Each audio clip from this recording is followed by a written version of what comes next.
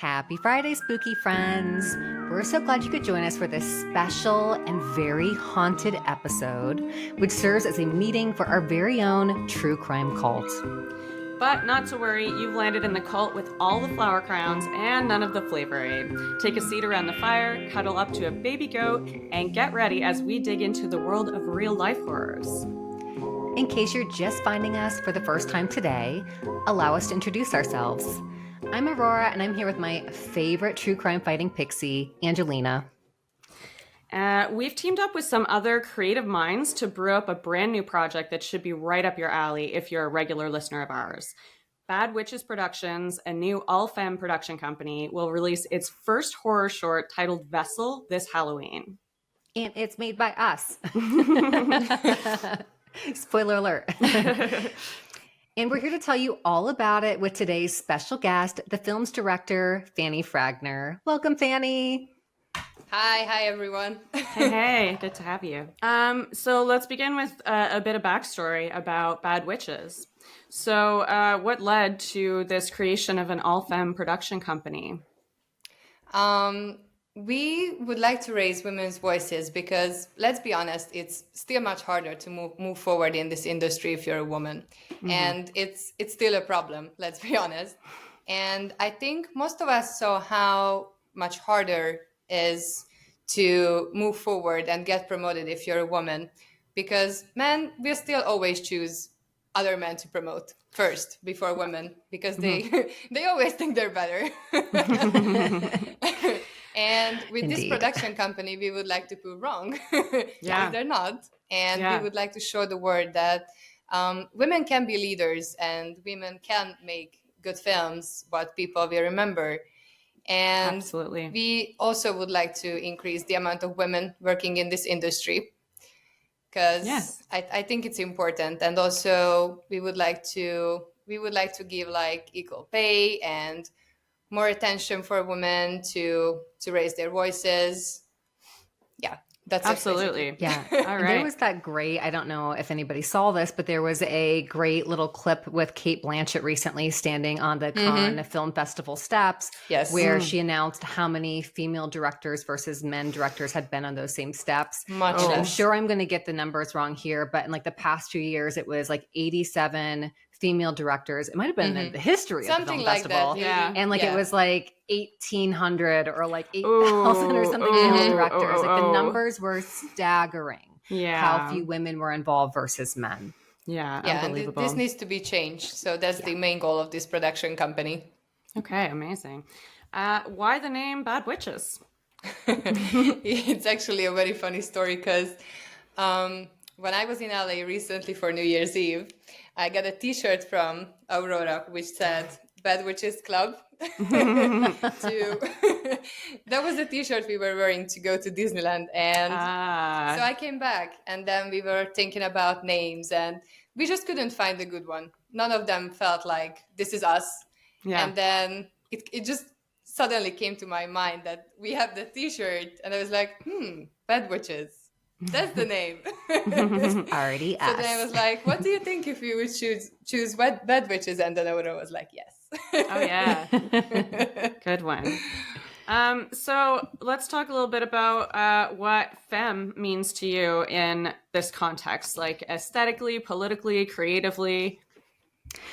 So this is very important for us to make this feel inclusive. And of course, at Bad Witches and MMN in general, we believe that gender is a spectrum. So we didn't want to create something that was just saying women-led and that didn't include non-binary people.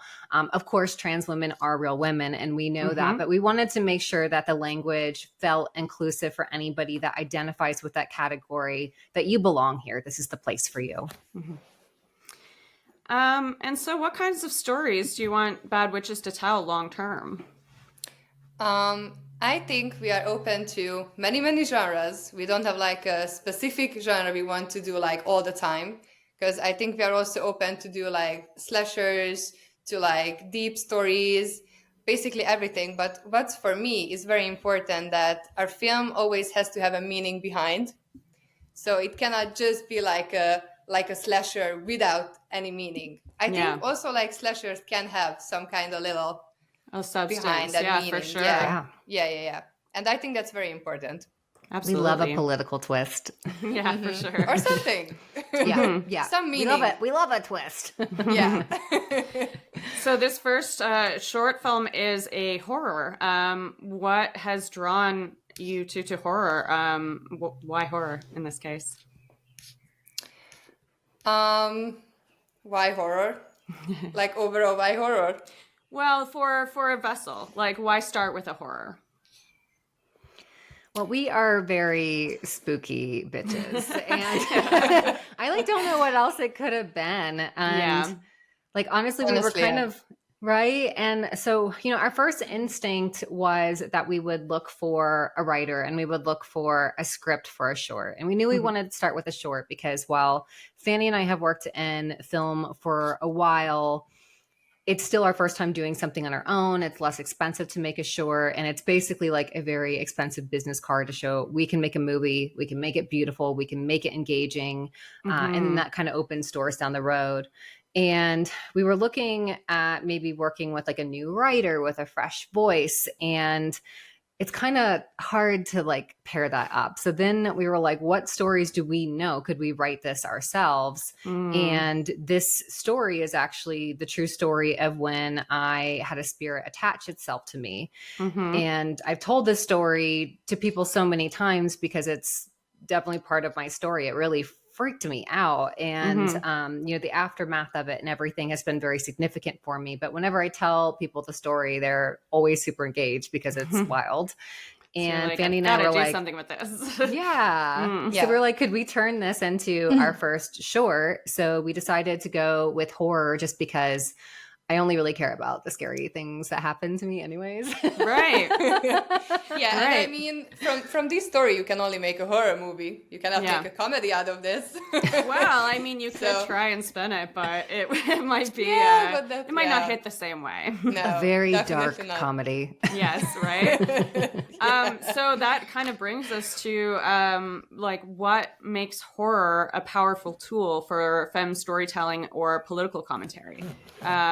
Aurora, you just mentioned you only care about the scary things that happen to you. So it's like, it's more hard hitting, obviously, but, I do think that's part of women's stories, from covering true crime.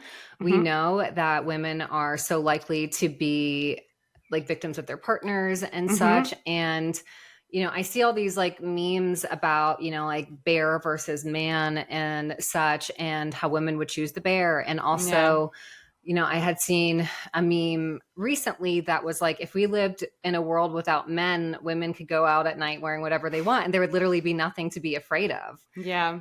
And it's true. Yeah. So I think wild. Right. And it's like shocking to hear that, but true. And I think that like horror is an outlet for women to express these things that we're afraid of and constantly have to be on guard about. One last note on horror. What are your horror influences? Any favorite scary movies or scenes or filmmakers for you two? Aurora, you go first. Man, I watch a lot of horror and, favorites, like I do kind of like things that are a little politically leaning or a little bit like, feminist leading. So I really loved Midsummer. Like I always think of Jennifer's Body has been so inspirational for me. And I think that movie really did not get the credit it deserved when it came out. I think people have always wanted to be dismissive of Megan Fox because she's pretty. As well, it was a female director, female writer. Yes. So that, especially in that time, was also still very much overlooked. So. Right. And, then I love some like classics. Like this is like maybe seems so like empty, but like Scream will always be one of my favorite scary movies. Yeah. It's a classic. Scream is a classic. Yeah. Totally. Yeah. So good. It really is a classic. Yeah. I love quality horror because horror can be two things. It can either be really good. No, it can either be really good or really cheesy. Right. So I think it's very important to pay attention to all the details when you're making a horror. And I think a good example is like The Conjuring, for example, because that's really terrifying and really scary. And they always pay attention to all the details. And it's just like, it's not cheesy at all, but really terrifying. Yeah. Yeah, for sure. Also, Angelina, we have to know your favorite horror movies because you are the queen of horror, and I always go to you for advice. I have a hard time like pinning down favorites at all because I gotta say I'm like I'm heavily into all things horror. That's why I feel like it is so many more things than just two. Like there is good horror and bad horror, but among the good horror, there's like pretentious, elevated horror. There's like just a quality made movie. Then, like among the bad horror, there's like bad on purpose, bad and self-aware. Just oops, you dropped the bomb here. Like just that kind of a like wide variety of things. So I mean, I've enjoyed exploring all the different genres. So I basically, at this point, I have a couple people that I have a weekly horror movie night with. And so I can only really, with my memory, recall the most recent things I've watched rather than my all-time favorites. So like, well, actually, recently I'm still mostly hung up on The Substance. That's just the fucking best movie. The Substance is the best. Yeah, that was amazing. That hit me like nothing else in the last decade. Like just so good. Same. I watched it like 3 times.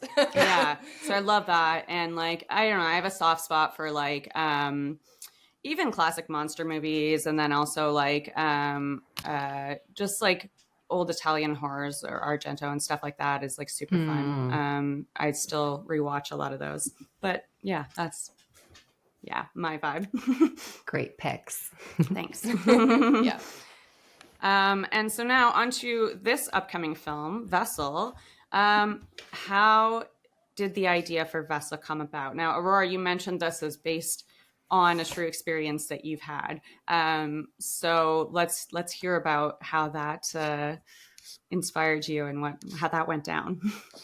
Who's ready to hear a ghost story? Oh, I think we all are. Yeah, totally. Well, so this was like a very bizarre, haunting phase of my life. And it started in 2023, right at the beginning of the film strikes. And I had just like come off of like my husband was on Percy Jackson and we had been living in Canada. And we knew that it would be, we thought at the time, a couple months before the film industry picked back up. And spoiler alert, it never really has fully. But at the time, we thought we would go spend a little time with my parents in Columbus, Ohio. And my mom was going through some health stuff. And we thought it would just be nice to spend some time with them, stay with them for a couple weeks. We hadn't seen them much in years because we were in Hungary where I had met Fanny. We were in Prague. We were in Canada. We were in South Africa. We'd been all these places for TV shows. So we go to stay with my parents, and my mom has a history of some pretty tough mental health stuff. I do too. So that clashes almost right away. You know, we thought we'd be there for a couple weeks, and we literally made it 3 days in before my mom and I had a pretty big falling out, leading to her telling me that if like when she was pregnant with me, that my grandma told her that she should have aborted me and she wished she had. So it's like, love you, mom. Terrible. Leaving. Yeah. So it really is. So bad vibes to begin with. Bad vibes to begin with, which is actually like really important of this, like the state of mind of like where I was. Like, I don't think that this could have happened if I was in a peppy, you know, like optimistic state in my life. Right. So, you know, I was in this dark place. I'm like self-medicating by drinking. I'm just like trying to get through. There's no jobs coming up. Or like my husband and I are like, are we going to be unhoused after like so many years of us having like businesses and kind of thriving. And it was a really dark time. And fortunately, in Columbus, my sister is there, who's wonderful, and her children, who are all in their 20s now, and just like lovely, lovely humans. She's done such a great job raising them.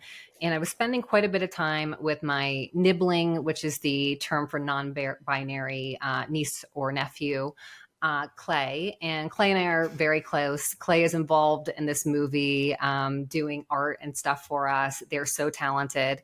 And Clay is also spooky like their aunt. So following in your footsteps. Right. we are like the same person. And my sister often jokes that I actually gave birth to Clay and forgot about it, which seems like something I would do. And that Clay is actually my child. Oh yeah, duh. Oh my God, I have a child. That time I had a baby. Right. It's actually like a very Aurora move. So Clay and I decide that we're going to make an impromptu ghost tour for ourselves. And we're going to visit the most haunted places in Columbus. So we do a little research and compose a list. And the most haunted place is allegedly the Kelton House I think it's like in Victorian Village in Columbus. And it's now a museum, but it was once the house to this really wealthy family that established Columbus. They were politically active, like the great grandfather carried Lincoln's casket in his ceremony. Like these were some connected people. And when Grace, the last surviving Kelton member, passed away, she left the house to a historical foundation in Columbus to turn this bit of history. The house was part of the Underground Railroad and all these cool things to preserve that history. And so we had gone to this house in April. Like it's not a spooky time of the year unless you're like us. Every day is spooky. Yeah, every day is spooky.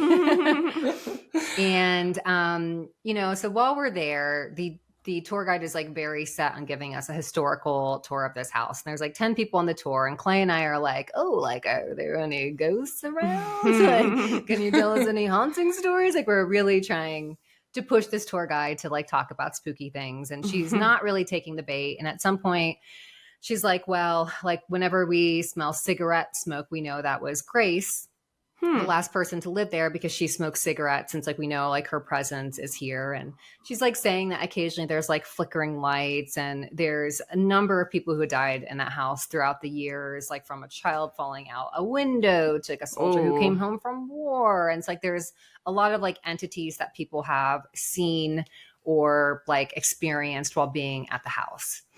So at the end of the tour, we are allowed to look around the house, and Clay and I were in the kitchen, just kind of like, like making videos for TikTok, because we're going to make a haunted TikTok about this place. And while we're looking in this cabinet that had Grace's fancy china, the door slams closed. And Clay and I, we're just in a silly mood. We just look at each other and we're like, Grace, like she doesn't want us looking at her dishes. Like, let's get out of here. And we don't think anything of it.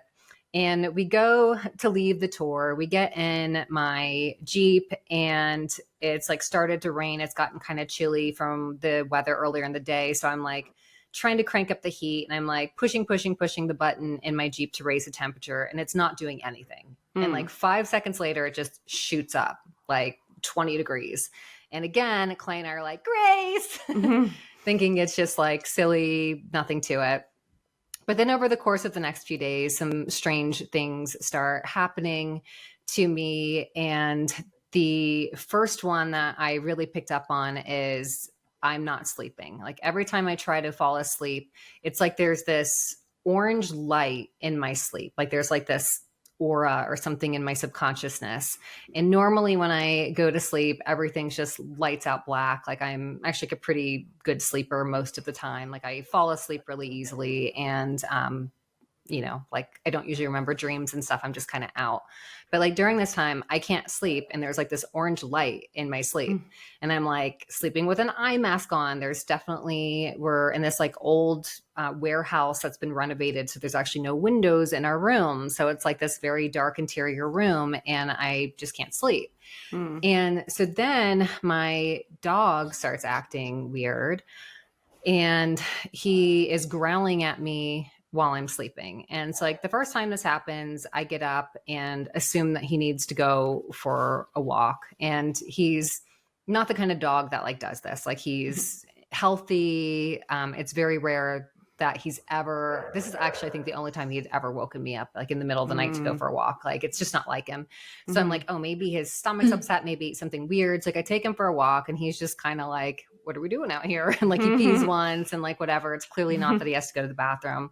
It's like we go back inside and like he's restless and eventually gets out of bed to go sleep in the closet. And from like that night on, he would not sleep in bed with me. He was trying to sleep in the closet.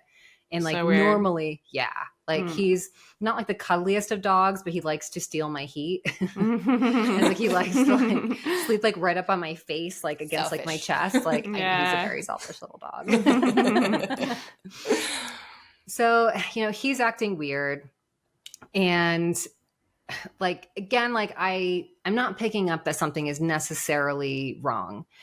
And then the like next thing that happens is I go to get my nails done and I get a gel manicure where you put your hand in under the light and it cures it. So I'm like getting my nails done. I put my hand in and the light goes out. And so like my nail tech's like, that's weird. And like has me do it again. Same thing. The light goes out. So she assumes the machine's broken. She gets another one out and same thing. Like the light will not stay on when I put my hand in there. And so then the nail tech next to us, like tries one for her client to see like what's going on. And it works just fine. So jokingly, I say, I think I'm being haunted. I think it's my ghost. And she's like, her face gets really serious. And she's like, no, I think you are. Oh my God. And I'm like, oh shit. Like I was joking. You're like, this is getting realer and realer. Like, right. And so she's clairvoyant and like, she's like, no, I just like feel this like heaviness. Like, she's like, honestly, like I thought something was wrong. Like there's something different about you today. And then she like proceeds to tell me a story about her dad and how when she was a kid, he had a spirit attach itself to her dad. And her dad had been going through this tough time. He had just lost his job and was just like not in a good headspace. He had been depressed and like it just kept getting like worse and worse and worse. And like in part because this entity had attached itself to him and was draining him and in part just because he was depressed. But so she said that like they had a psychic come and they took a picture and in the picture you could see like several orbs with like the face of the person who had attached himself to her dad. Wow. Oh my God. Yeah. So scary. Super scary. And I didn't know that this was a thing. Like you all know from listening to the show, like we all like dabble in spooky stuff. I've certainly gone on ghost tours and been in haunted places before, but I didn't know like a spirit could attach itself to a person. I thought just to a place or something. Well, yeah.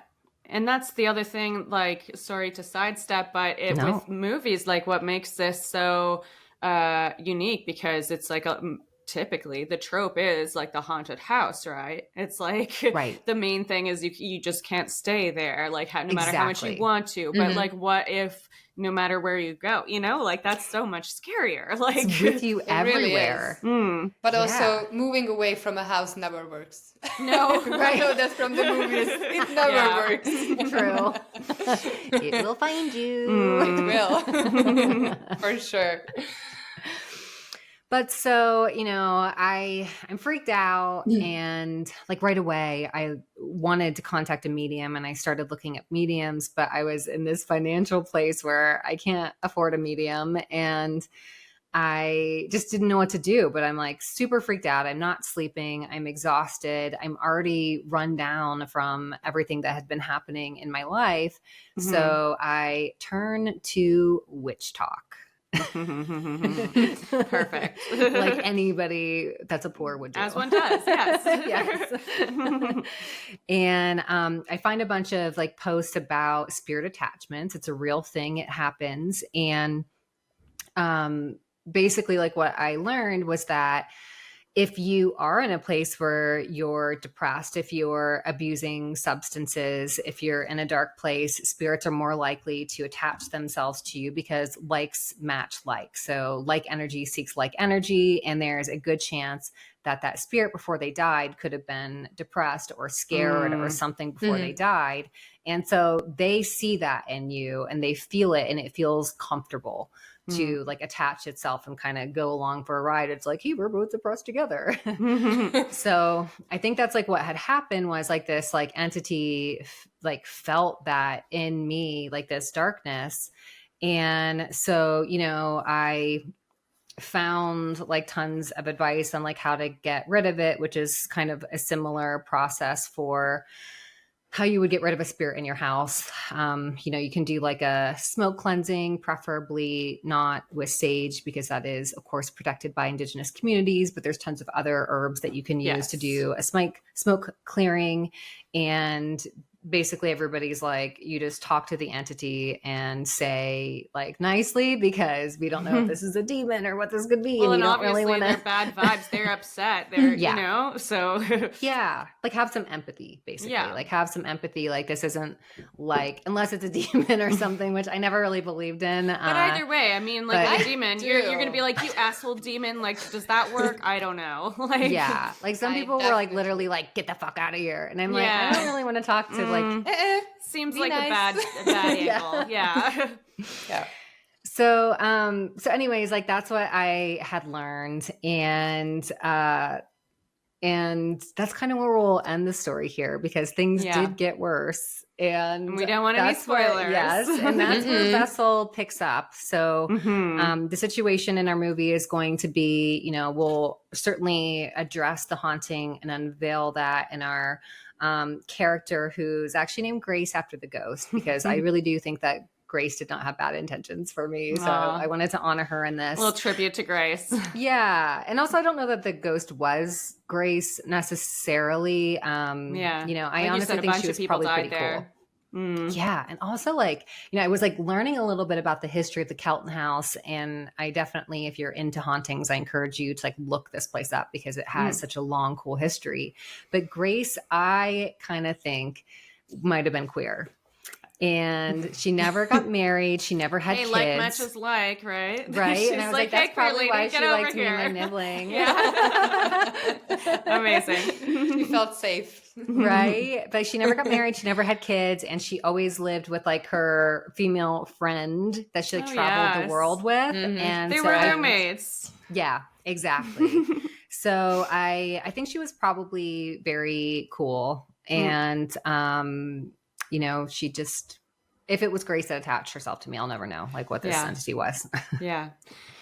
Cool. So, yeah, I feel like you shared a bit about, well, do you have anything else to add to like why this story in particular felt like it needed to be told?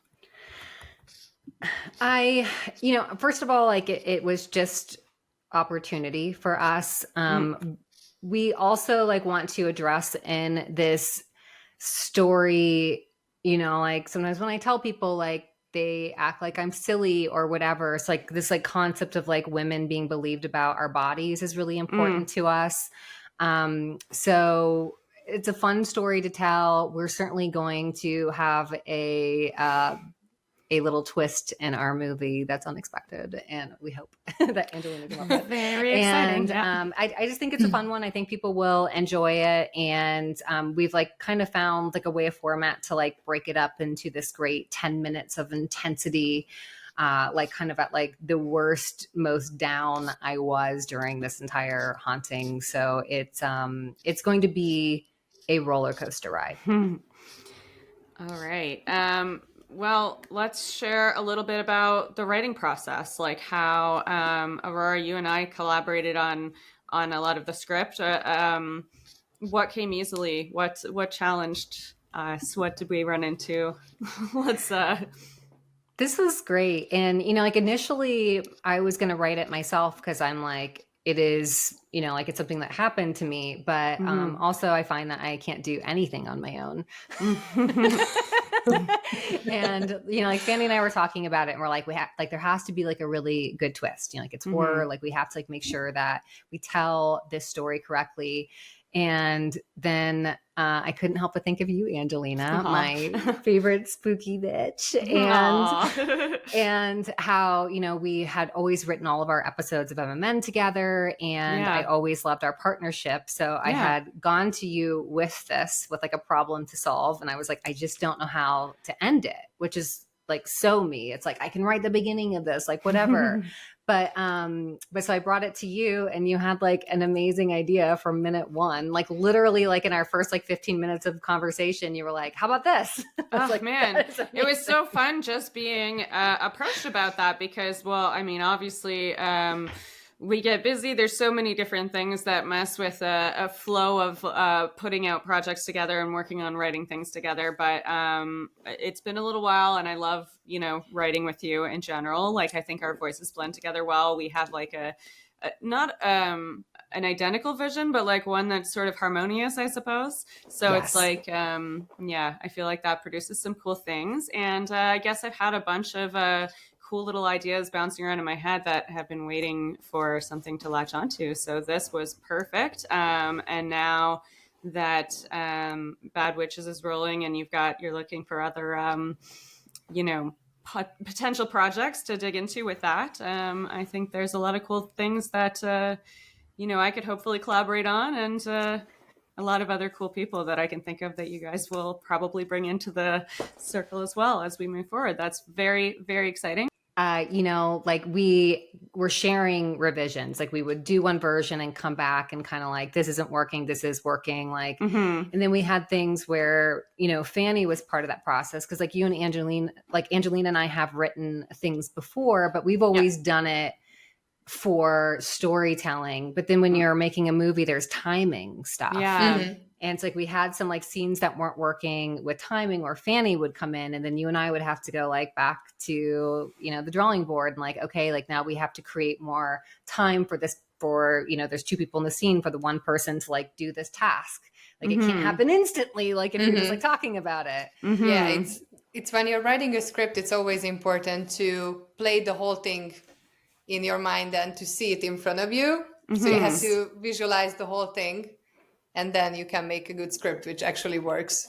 Totally. Yes. And like, I want to jump ahead a little bit because I feel like this really applies at the moment.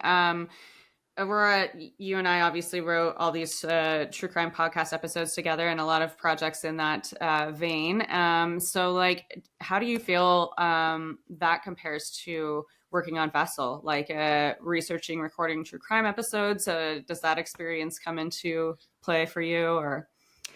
Yeah, it does feel really similar. And I do think that writing something for a podcast where you're going to be kind of performing it is similar to this process. And I think that really helped. Also, just like, learning how to tell that story. Like I'm sure if any of you have been with us since the beginning, you saw our growth. Like nobody's like first episode of storytelling is going to be like, like building, like I think we got better at like kind of like build up of tension and stuff, and how we're telling the story instead of just reading a Wikipedia page or something. Yeah, like what order do you present this in? Like what makes it what makes it say what you're trying to say about it as well? Because of course, like we dealt with a lot of cases that had a lot of injustices, and like how to lay that out to really underline exactly how that feels for them is like pretty, particular. And yeah, I think that definitely we use those parts of our brain in writing a script as well. Also, I was looking at like whether there's any connections between the story in the film and any like real life cases or horror tropes that we've discussed in the past. And I was thinking, man, there's not really, except for, the underlying theme of just like, Aurora, you were just mentioning about women and their bodies and not being believed and not being listened to or taken seriously. Like that came into play in so many cases that we discussed. And so that obviously is relatable with this project as well with Vessel. Yeah, absolutely. And I think that's another thing like horror that women have experienced all of these things. You know, like we know what it's like to go to the doctor to talk about, you know, like some kind of pain we're having, and they'll ask us if we've tried ibuprofen, and that's even if they believe us. And they'll be like, "Aren't you just anxious?" Right? Like, I think you have anxiety. Right? Yeah, that's true. it. Thanks to They're you. not sick, you just have anxiety. Yeah. And like I was just like reading about how the male birth control pill had gone off the rails so quickly. Like they literally did. Was that a thing? It was a they thing. were doing a trial for it. They did a trial. Oh, wow. And it makes a lot of sense. Like I really think that option should be available for obviously, everyone. If it's possible. Oh, for sure. Hello. Yeah. Like we should all get like choices about how we reproduce for sure. So like I think it's something that's really important to have. But the deal is that they squashed it because men were getting headaches and stuff as side effects. And men were feeling sad. They were getting depression from it. And it's like, well, yes, we've been saying that for like the whole time birth control has been on the market, that yes, it makes us feel weird. And they're like, oh, isn't it just your period? Aren't you just a little emotional? You're too sensitive. But like men are like, oh, but we're sad now. Like now we're really depressed. And it's like, no kidding. Well, tell me where you can take like something that affects your hormones like that and not have an emotional impact. Like, we've been bearing that front for so long. Like, they never believe us until they don't experience it themselves. Exactly. Right. Absolutely. So let's talk about what roles each person is playing in this production and in sort of Bad Witches in general, but particularly this project. So Fanni, you're obviously the director of Vessel. Aurora, you are one of the founders of this production company, obviously a major producer there. We've written this together. Any other notes to mention in terms of what your roles encompass, or anyone else? We are basically both producing, and I'm directing. She wrote it, but we are both producing it. So everything, like all the decision we make it together. Perfect. Yeah, that's it basically. Cool. Yeah, so we're doing that, but then Angelina will also be joining us on set. And I think you've been on film sets before, right, Angelina? Yes. Yeah. You've done hair and makeup? Yeah, and I've done just some extra work as well, but my ex was involved in film too. He was like doing practical effects and makeup and stuff, so I was around a lot of those sort of projects and stuff. So I don't know. Excited to get involved with that.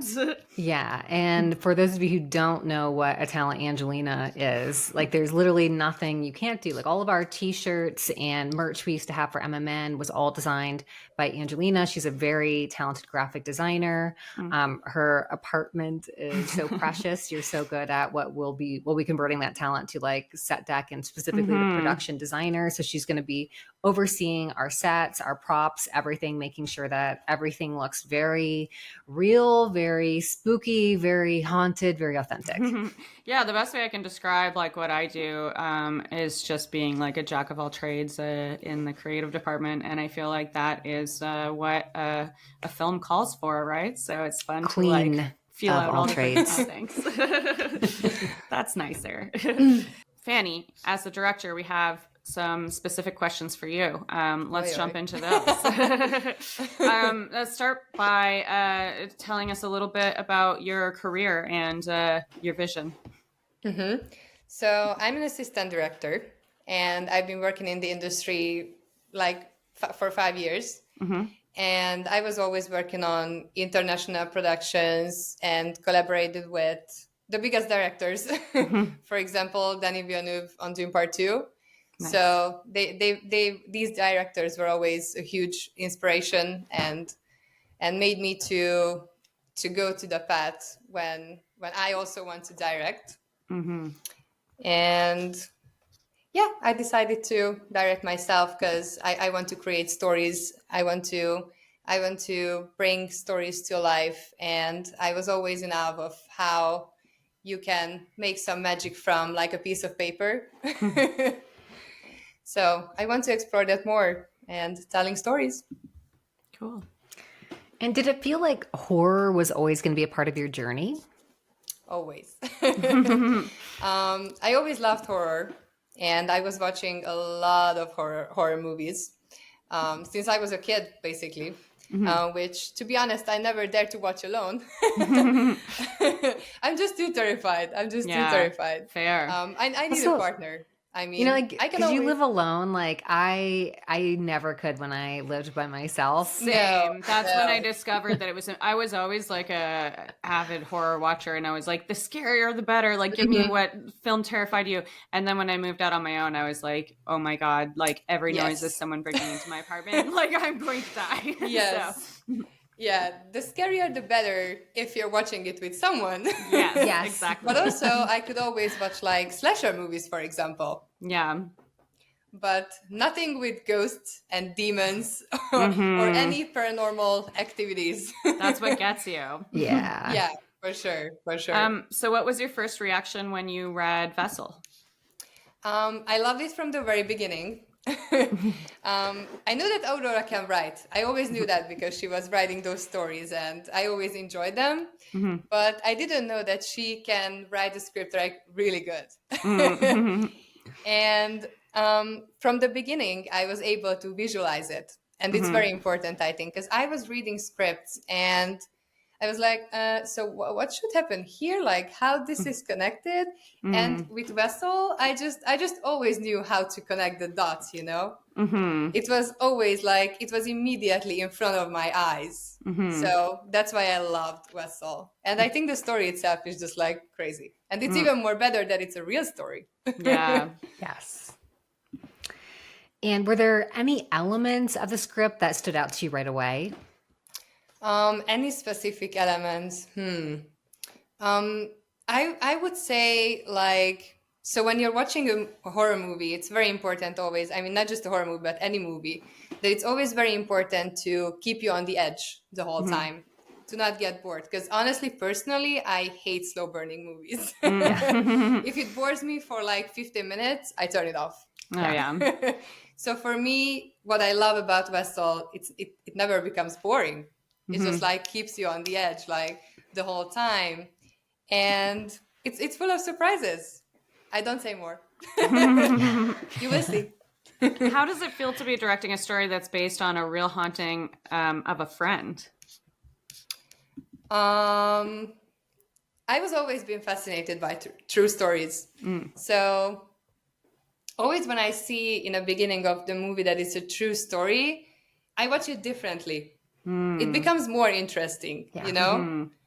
So the fact that this time it's my best friend's story, it just makes it even more interesting. How do you plan to balance the haunting visuals with the emotional journey of Grace?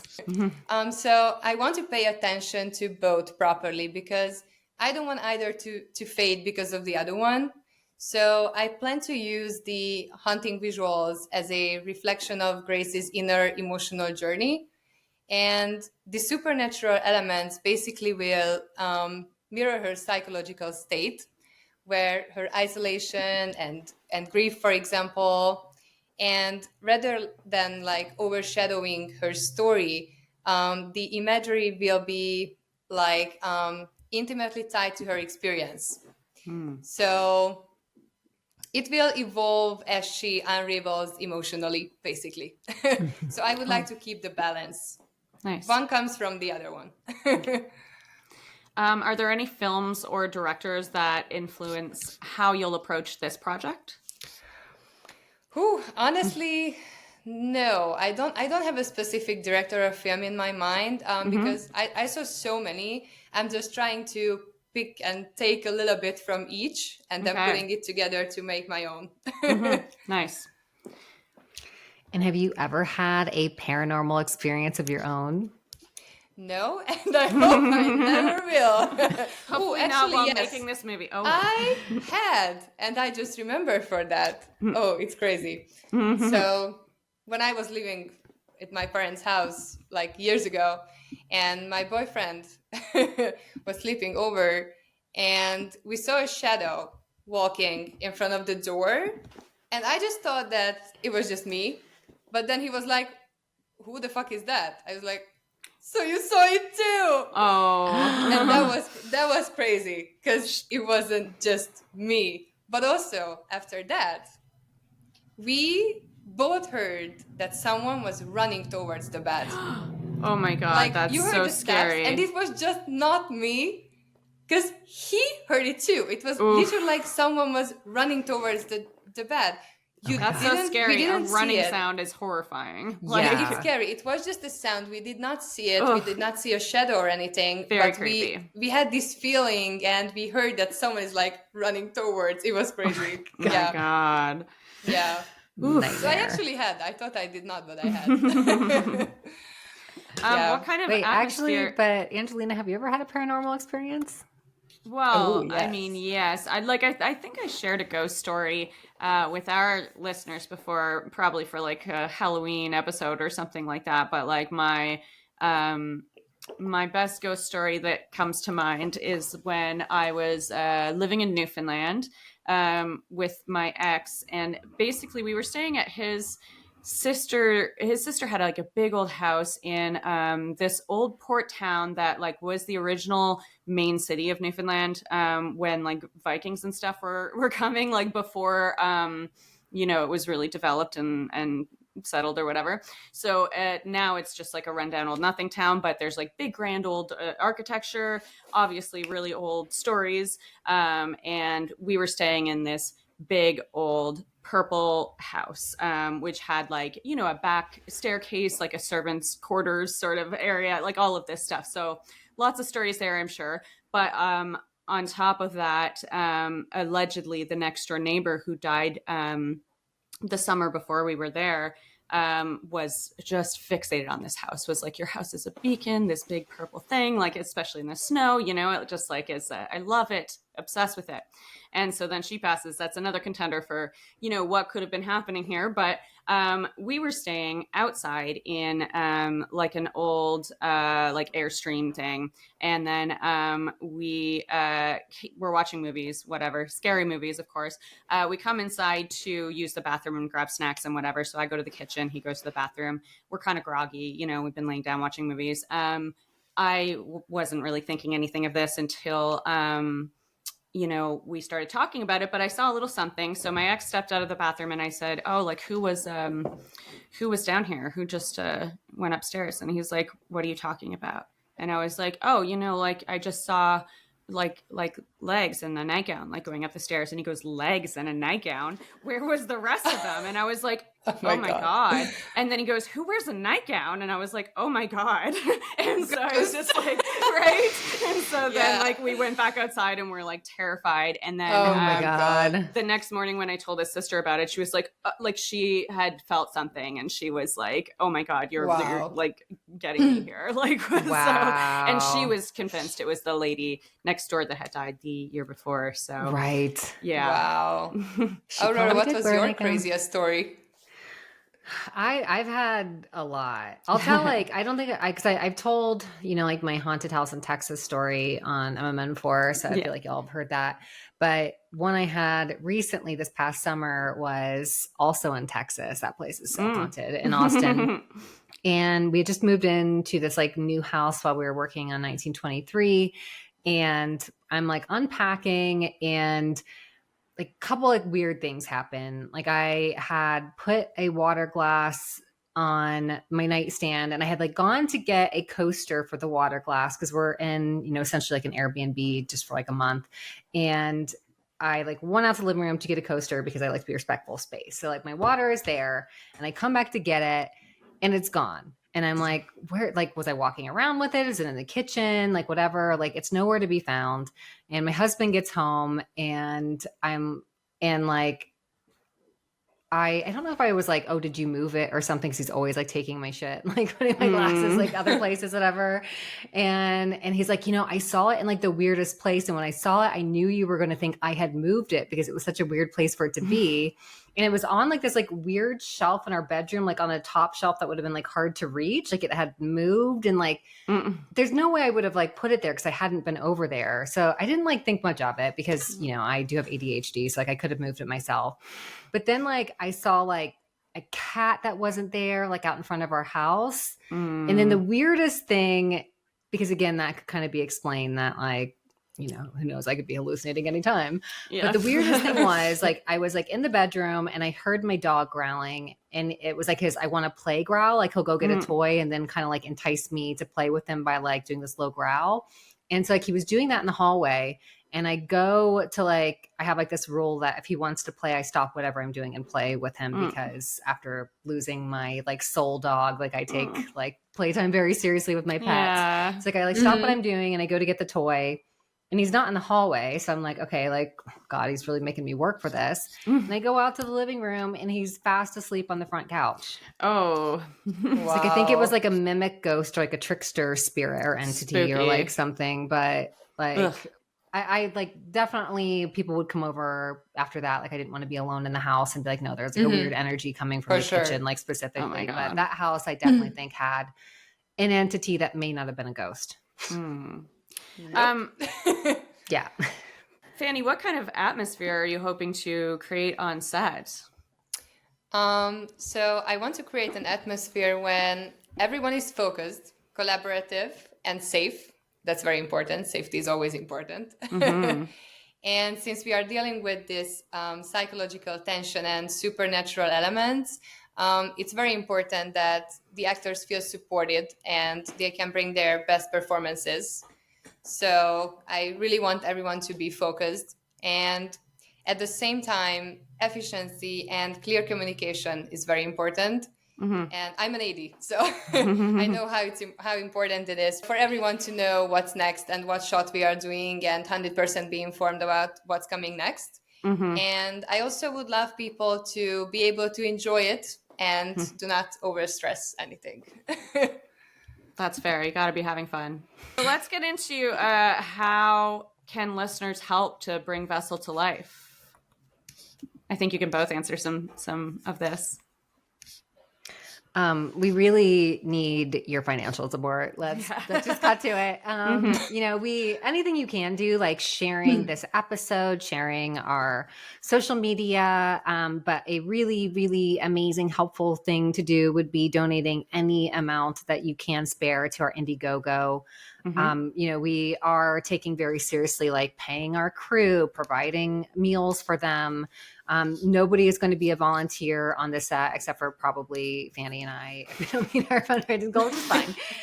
But everybody will be paid. We've gotten really lucky with being able to make this as inexpensive as possible by having like this beautiful location donated by Roots and Stars Botanica in Morongo Valley, California.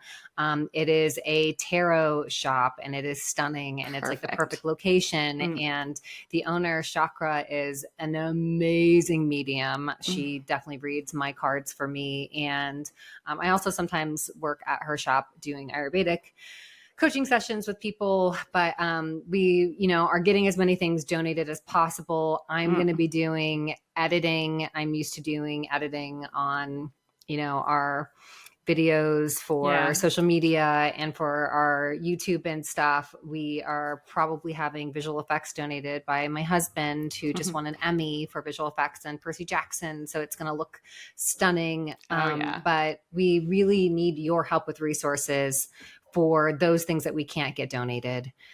So we really appreciate it. We appreciate your support throughout the years and you believing in us. But if you could believe in us a little bit more to see our movie get made, that would be amazing. Yes. All right. And lastly, what's next for Bad Witches after this project? More projects? Yes. We both love working, so I'm pretty sure we will never be bored. And we will always ever stop. Never. Yes. Never. We actually just... Really, yeah. we are both really hard workers, so We won't be without a project. Never.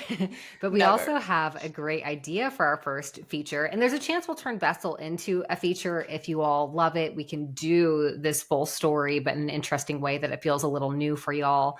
There's more to tell. Oh, yes, there's a lot more to tell than what we're telling in this short. Mm-hmm. And also the other day, Fanni had created this awesome horror survey, which we'll link in our show notes as well, which talks about people's favorite horror, like types of horror movies and favorite horror movies and characters and such. And somebody had said that their favorite type of horror is home invasion, which is also one of mine, because like when I did live is. alone for so it. many years, like I remember trying to watch You're Next years ago. Yeah. And like 5 minutes in, I'm like, I'm out. I can't. Like, I will never sleep again if I continue watching this movie. Like, Oh my I already God. feel so unsafe at home. And yeah, sorry. Funny Games. Do you ever see Funny Games? That's No, one of the I want to. No. You both have to watch it. Like, I'm adding so it to my list. Adding to my list. originally is I think French, and then it was completely redone in English with Naomi Watts, right? Yeah, with Naomi Watts, and they're both done by the same director, and it's shot for shot identical. So like, watch either version, but it's spectacular. I will watch that because like it's a really like great. It's a great genre. Like, oh my god, so scary. It really is. Like it's my favorite. But so that kind of got my wheels turning, and Angelina and I have an idea for a really fun home invasion movie that we're going to start. We're actually having a meeting about it after this. So with look a fresh for that. twist. Yes. Okay, cool. Well, I guess that's enough real life horror for 1 week. If you just can't get enough MMN, you can find us on all of the socials. You can find us on Instagram at MMN True Crime, on Twitter at mmurdernews. I think we're still there. I hope so. Twitter is such a dark place I don't these hope days. so. Fuck using Twitter. Fuck Twitter Twitter. anymore? Yeah. Just, Fuck yeah. Twitter. 100%. We are definitely on TikTok at MMN True Crime. And on Facebook, you can find our page by searching for Murdered and Missing News. And while you're there, you can also join our Facebook group, which will also pop up when you search for Murdered and Missing News. If you like what you've been hearing on the podcast, let us know by leaving us a comment, like, subscribe, and maybe go the extra mile and leave our show a 5-star review on Apple Podcasts. We super appreciate the feedback. We can't even tell you how much. Have a great week. See you soon. Bye, spooky friends. Bye.